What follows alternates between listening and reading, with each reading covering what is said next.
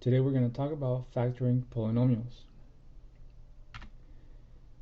Here is a list of topics that we're going to cover in this video, and I encourage you to skip around to whatever method it is that you're looking for most specifically, and if not, then just sit back and pay attention to what we're going to talk about here. The first thing that we want to talk about is what is factoring. So factoring a polynomial is rewriting it in a different form, but most of it specifically is that we're going from the sum of terms into a representation that is a product of terms, right? So for example, 10x squared plus 15x is the same thing as 5x times 2x plus 3. Okay, we want to recreate it so that there is a product between two terms. How do we find common factors? So in any factoring problem, the first step is to look and try to find the greatest common factor. Now, the greatest common factor is going to be an expression to the highest degree, which divides the term in the polynomial, every term in the polynomial. So you're thinking of doing distributive property, and this was the outcome of it. Notice how we have the expression AB plus AC. They both have a common term or a factor, which is A. So that means I can take that out and rewrite it as A times B plus C. When I said to think about it backwards, is that if you had this expression on the right and you want to expand it, you would distribute the A to everything inside of that parentheses, and it would give you what you have on the left, right? So now you're given what's on the left and you want to recreate what's on the right side. So that is factoring. Here are some examples that we're going to go over.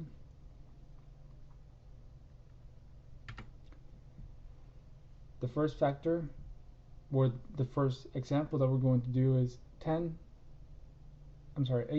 to the third power plus 27x squared. And we want to look at that expression and find its greatest common factor.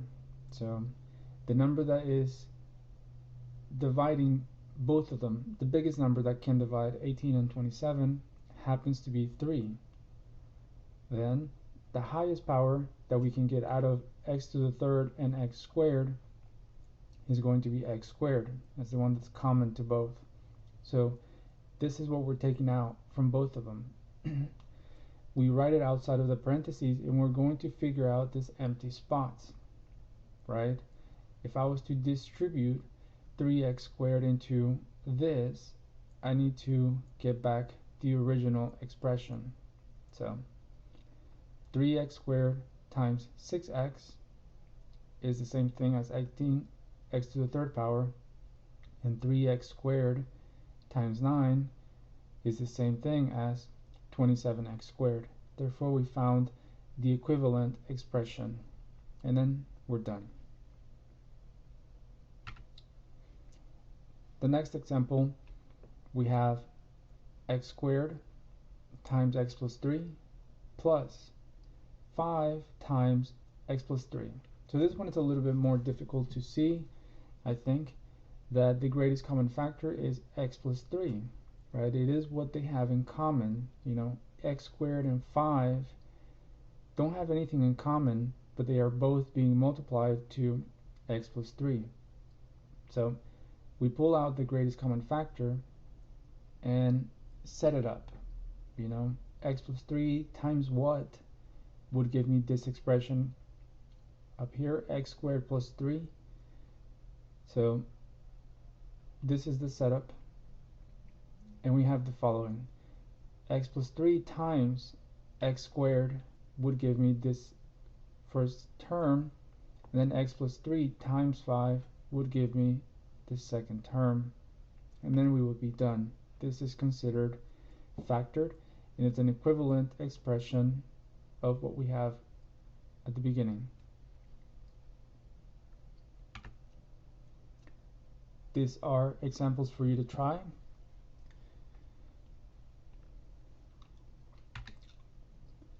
Now, factoring by grouping is a common method to use. So some polynomials have only one greatest common factor between all of the terms, and it happens to be 1. So there's nothing that I can take out from all of them at the same time. However, by grouping the terms, you could factor them individually and see if they have anything in common. For example, x to the third plus 4x squared plus 3x plus 12. Let's see how we can factor this. So the first thing that we want to do is pair them up. Group the first two terms and then group the other two. By grouping them, all that we did is put parentheses around them. Then we want to perform factoring by grouping, or just the common factor, on each of those groups. So between x to the third power and 4x squared, what do they have in common? So just the x squared inside of that first term. Then between 3 and 12, what would be the greatest common factor? Well, it's just a number, so 3. So here's the setup. We're going to multiply x squared to something that's going to give me x to the third, x squared times something that's going to give me 4x squared, and so on. Here we fill in the empty spots, and we have in the first parentheses x plus 4, and then the second parentheses as well, x plus 4. Notice again that we have a common factor, which is x plus 4. So we refactor again by doing what we did in the previous example, which was just the factoring by the common factor. Pull the x plus 4 out, like so, and here's the empty spots that we're about to fill in. So notice how x plus 4 times something gives me x squared times x plus 4. So that goes in the first spot. And x plus 4 times something else gives me 3 times x plus 4. Well, the 3 goes in the second spot. And then we would be done. Here's an example for you to try. This one is a little bit challenging since it has this minus outside of here, so be careful with that. Next, we want to talk about how to factor trinomials. This is more important because a lot of the times we're working with quadratic functions and we want to be able to factor them to solve for x or whatever the purpose may be. So here's a strategy for factoring trinomials. So to factor a trinomial of the form ax squared plus bx plus c, some trial and error could be required. Now, trial and error at the beginning is going to be required, but then as you get better at it, it's going to be more of an educated guess. You will know which numbers to try and which numbers not to try. So the first thing is that you want to find the first two terms whose product is ax squared, right? The first term. And at the very beginning, we usually try problems where a is equals to 1. So we're looking for x times x most of the time. But this is just a general strategy. So, like we said, find the first two terms whose product is ax squared, which looks like this. You create the setup and you try two numbers that multiply up to a. X times x equals to x squared. Step 2, you want to find the last two terms that have a product of c, and it's the number here, c. So the setup is this. There's two numbers that we're going to multiply that give us c. Now here's where the trial and error come into play, and what you want to do is from steps 1 and 2, or find the steps 1 and 2 until the sum of the outside product and the inside product equal bx, or the term in the middle. We do that by this. Multiply the outer terms, right? Those are what we call outer. And here's what we call the inner. So you're looking for a sum of that product and this product. So whatever this inside terms equal to, when you multiply them, add them to the product of this. If no such combination exists, then we're going to say that the polynomial is prime and cannot be factored.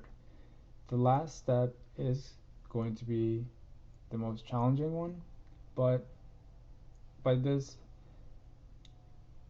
strategy, we can kind of plan out what we're going to do.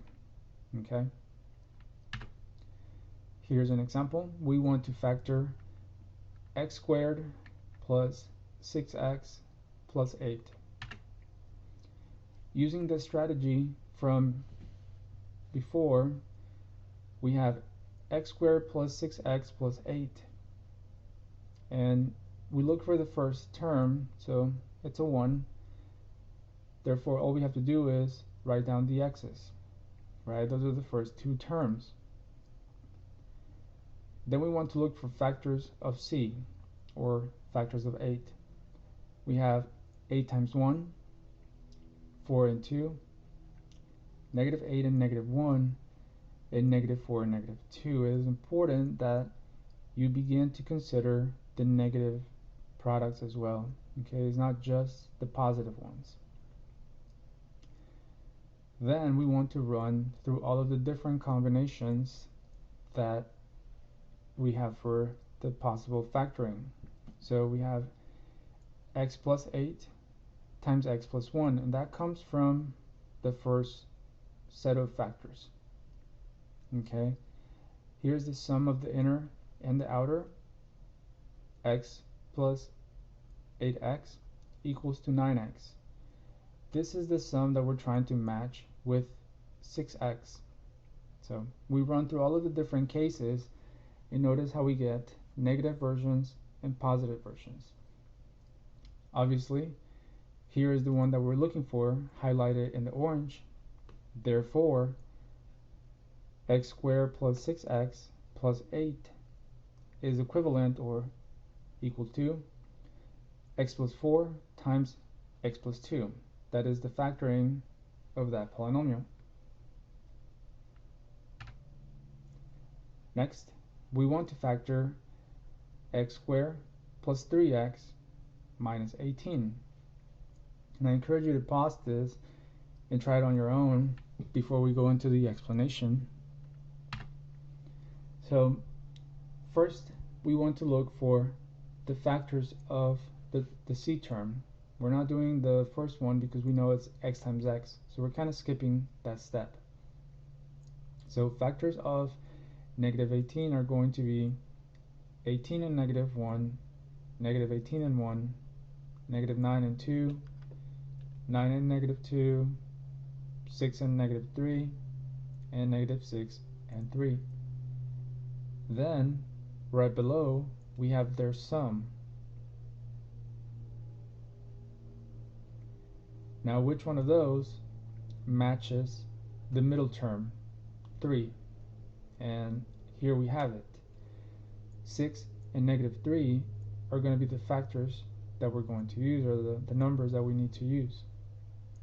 Once we plug it in into the setup with the parentheses and the x's, we have the following. X squared plus 3x minus 18 is equivalent or is equal to x plus 6 times x minus 3. And since multiplication can be written in any order, it is the same thing as x minus 3 times x plus 6.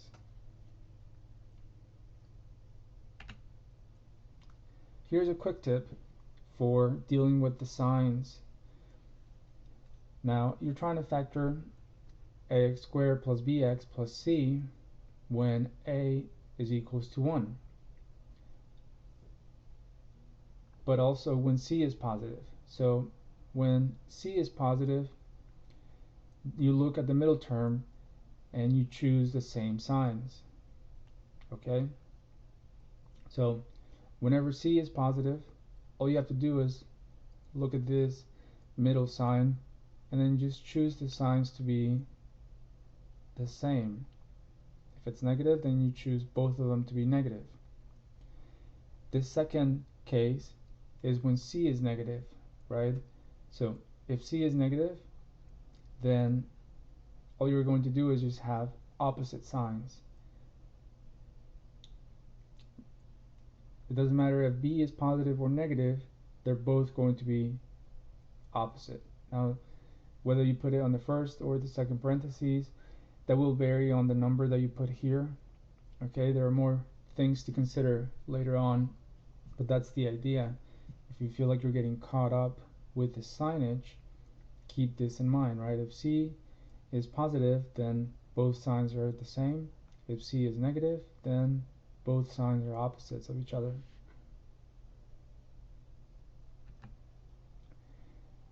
You try x squared minus 5x minus 14.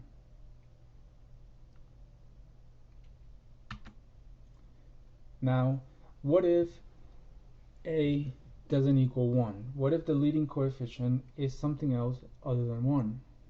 So a few more steps get added to the overall process.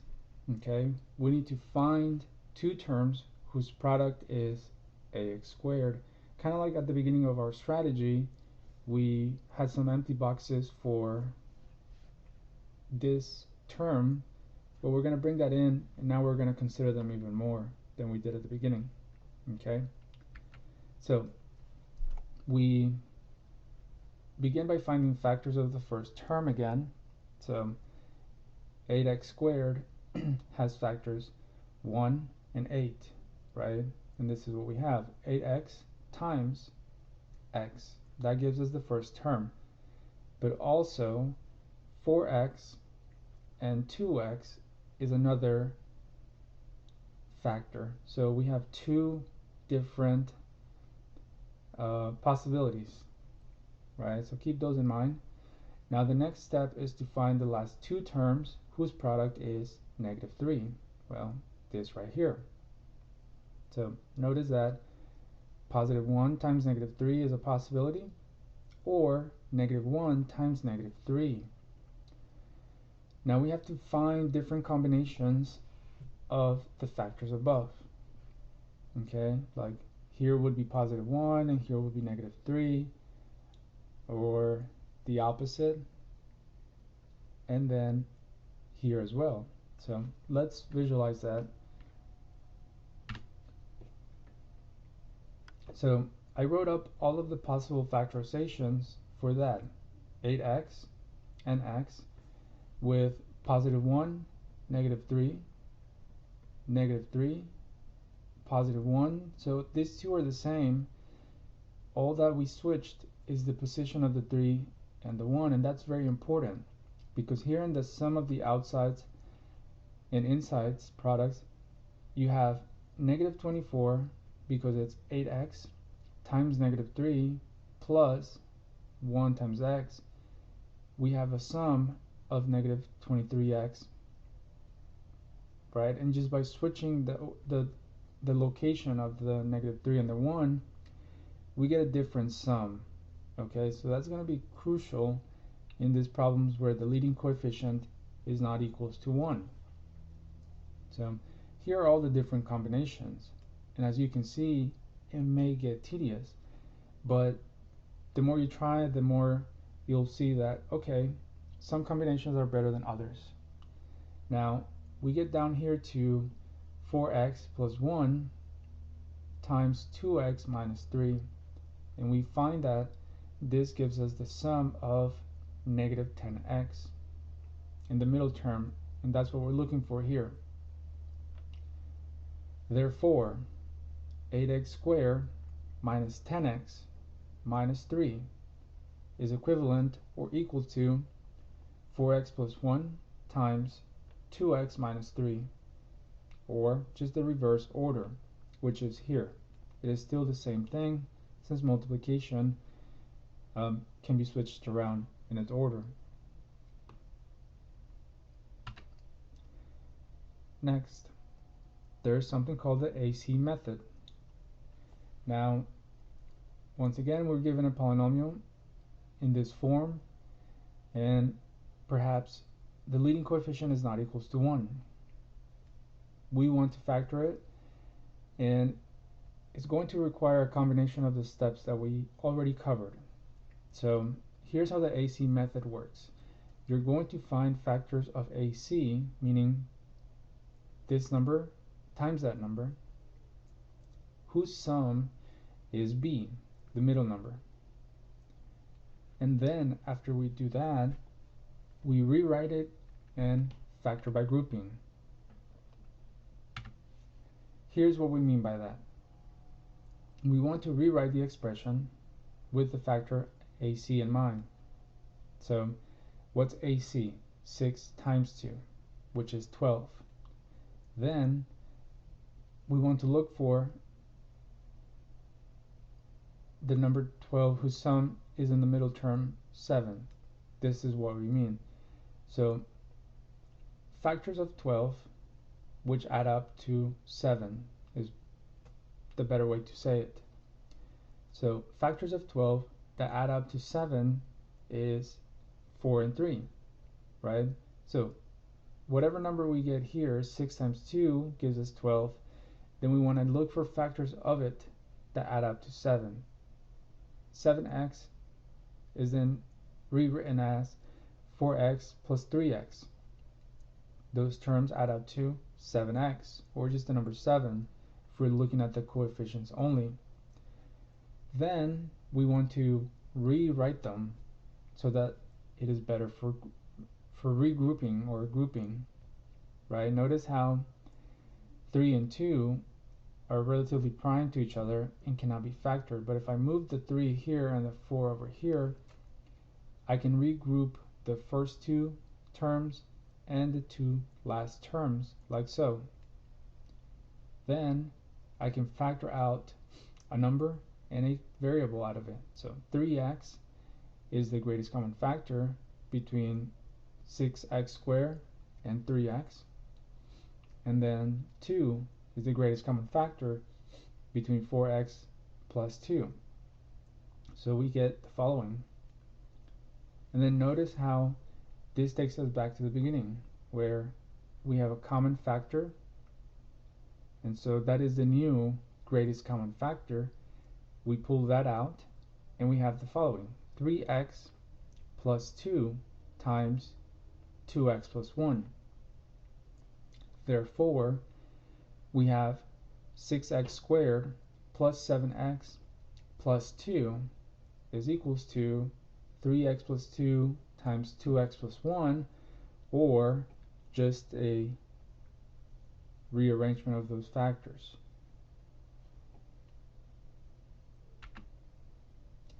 Here are some challenging problems for you to try using the AC method or any other method that you learned today. Thank you for watching.